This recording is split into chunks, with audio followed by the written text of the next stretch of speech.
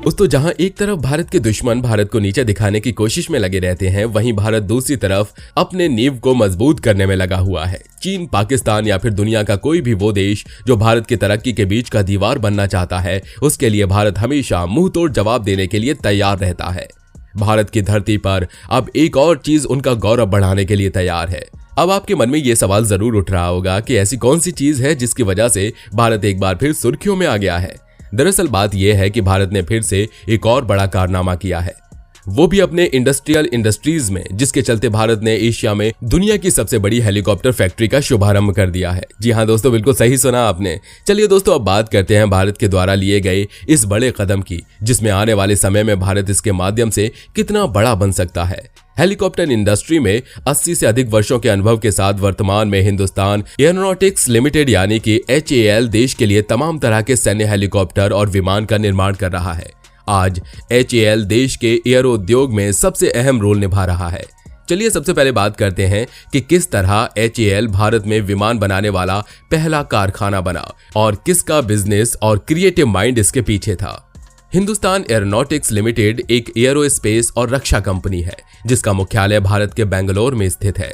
ये कंपनी दुनिया के सबसे पुराने और सबसे बड़े एरोस्पेस और रक्षा निर्माताओं में से एक है। इसे भारतीय वायुसेना की रीढ़ भी कहा जाता है। भारतीय वायुसेना के 2/3 वर्कहॉर्स विमान HAL के ही हैं। उन्नत तकनीकों से लैस हल्के लड़ाकू विमान तेजस का निर्माण इसी कंपनी ने किया है। 25 टन का सुखोई 30 MKI चौथी पीढ़ी का रूसी लड़ाकू विमान भी रूस के द्वारा उपलब्ध करवाई गई कच्चे माल से HAL ही बनाती है। 23 दिसंबर 1940 को HAL की स्थापना भारत के उद्योगपति सेठ वालचंद हीराचंद दोषी ने एक अमेरिकी विमानन विशेषज्ञ विलियम डगलस पावले की मदद से शुरू की थी। चलिए थोड़ा जानते हैं कि आखिर कौन है सेठ वालचंद हीराचंद दोषी। यूं तो भारत में कई बड़े उद्योगपतियों ने जन्म लिया है, मगर वालचंद हीराचंद दोषी उनमें से एक ऐसे व्यक्ति थे जो समय से तेज और सबसे अलग चलने में विश्वास रखते थे। इतना ही नहीं, वो अपनी दूरदृष्टि और बिजनेस के लिए बड़े बड़े फैसले लेने के लिए भी मशहूर थे। यही वजह है कि वालचंद्र एक व्यक्ति बन पाई जिनकी वजह से भारत ने अपनी पहली एयरक्राफ्ट फैक्ट्री पाई। वालचंद्र की कहानी अपने आप से प्रेरणा का स्रोत है। तो चलिए आज आपको मिलाते हैं इस महान भारतीय इंडस्ट्रियलिस्ट से। वालचंद हीराचंद दोषी का जन्म महाराष्ट्र के एक बिजनेसमैन परिवार में हुआ था। उनका परिवार उस भारत की आजादी से पहले से बैंकिंग और कॉटन के व्यवसाय में था। पारिवारिक बिजनेस बहुत अच्छा था और कमाई भी बहुत अच्छी थी, लेकिन वालचंद्र को कभी भी अपने पारिवारिक व्यवसाय में कभी कोई रुचि नहीं रही। वो जमाने से अलग चलना चाहते थे। उन्होंने कुछ समय तो अपना पारिवारिक व्यवसाय संभाला, मगर उसके बाद उन्होंने उसे छोड़ने का फैसला कर लिया। भारत में उस समय रेलवे कंस्ट्रक्शन बहुत जोरों से चल रहा था। उसे देखते हुए वालचंद्र ने रेलवे के लिए कंस्ट्रक्शन का काम शुरू किया। ये काम उनके पारिवारिक व्यवसाय से अलग था, मगर उन्होंने थोड़े ही वक्त में कंस्ट्रक्शन के बिजनेस में अपना नाम फैला दिया। देखते ही देखते अपने बिजनेस पार्टनर के साथ पाठक वालचंद्र लिमिटेड नामक एक कंपनी भी खोल दी। रेलवे कॉन्ट्रैक्टर के रूप में वालचंद्र काफी बेहतर काम कर रहे थे, मगर उनकी नजर और भी ऊपर जाने की थी। इसलिए उन्होंने ब्रिटिश सरकार के साथ काम करना शुरू कर दिया। ब्रिटिश सरकार के साथ काम करते हुए उन्होंने कई बड़े प्रोजेक्ट्स पर काम किया और ज्ञान लिया जो आगे चलकर उनके बिजनेस में काम आया। वालचंद जोशी सिर्फ पैसा कमाने के लिए बिजनेस नहीं करना चाहते थे। वे चाहते थे कि भारत में भी इंडस्ट्रियल क्रांति आए। इतना ही नहीं, वो भारत की आजादी की मुहिम का भी समर्थन करते थे।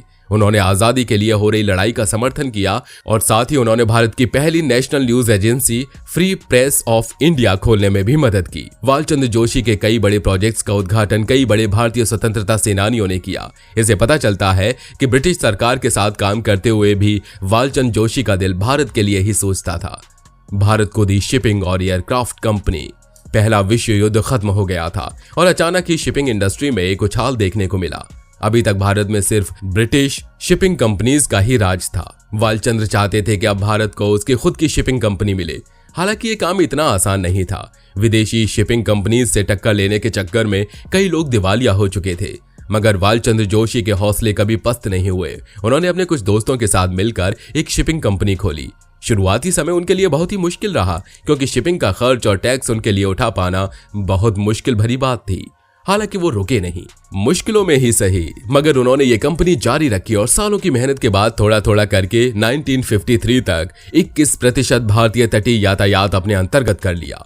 वाल चंद्र जोशी सिर्फ शिपिंग तक ही नहीं रुके, समंदर के बाद अब उनकी नजर आसमान पर थी। इसके चलते ही उन्होंने 1940 में हिंदुस्तान एयरक्राफ्ट कंपनी की शुरुआत की। अपनी इस कंपनी के जरिए उन्होंने भारत को कई प्लेन बनाकर दिए जो काफी समय तक इस्तेमाल में भी रहे।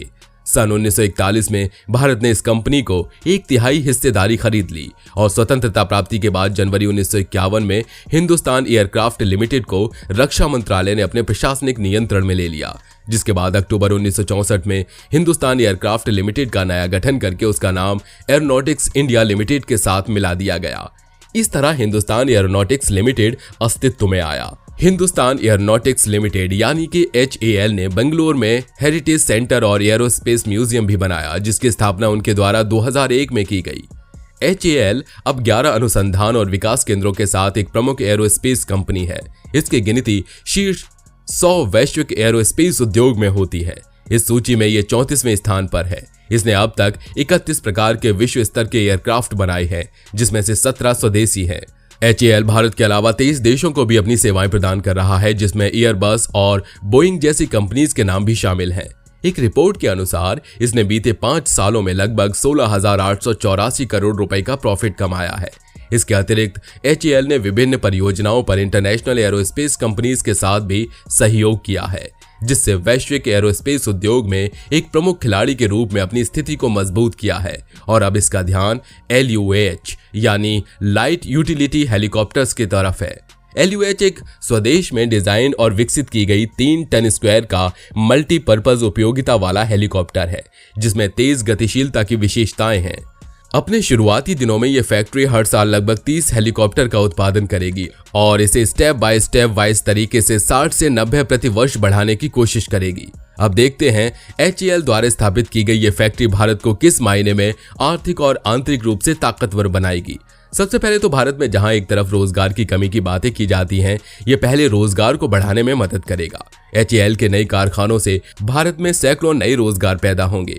दूसरा सबसे बड़ा लाभ निर्यात में होगा। नया कारखाना HAL के प्रोडक्शन में वृद्धि करेगा, जिससे कंपनी को घरेलू और अंतर्राष्ट्रीय स्तर पर एरोस्पेस उत्पादों और सेवाओं की बढ़ती मांग को पूरा करने में मदद मिलेगी। इतना ही नहीं, यह भारत के एक्सपोर्ट को बढ़ाने और इसके ऑलराउंड इकोनॉमिक डेवलपमेंट में मदद करेगा। अब आगे बढ़े तो पहले से भारतीय कौशल का विकास होगा। फैक्ट्री की बदौलत लेबर्स के लिए प्रशिक्षण विकास के अवसर प्रदान करने की भी उम्मीद की जा रही है, जिससे स्किल्ड लेबर की निर्माण करने में मदद मिलती है, जो भारत के एरोस्पेस के उद्योग के विकास में समर्थन कर सकता है। जैसा कि हम सब जानते हैं कि जब कहीं भी बड़ी फैक्ट्री खुलती है तो वहां स्थानीय तकनीकों के साथ अंतर्राष्ट्रीय तकनीक और विज्ञान को भी जगह मिलती है। नई फैक्ट्री में दुनिया भर की एफिशिएंट टेक्नोलॉजी को लाने की उम्मीद है, जिससे भारत के एरोस्पेस के उद्योग की कॉम्पिटिटिवनेस सुधार करने में मदद मिलेगी। दोस्तों, उम्मीद करते हैं कि आपको HAL द्वारा आत्मनिर्भर भारत के तहत इस पहल को बड़ा करके फैक्ट्री बनाने का काम अवश्य पसंद आया होगा। आपको वीडियो कैसा लगा और आपकी क्या राय है, हमें कमेंट करके जरूर बताइए। और हाँ दोस्तों, वीडियो अगर पसंद आई हो तो वीडियो को लाइक करें, साथ ही अपने दोस्तों के साथ शेयर जरूर करें। और अगर आप चैनल पर नए हैं तो नीचे दिए गए लाल बटन को दबाकर चैनल को सब्सक्राइब जरूर कर लीजिए।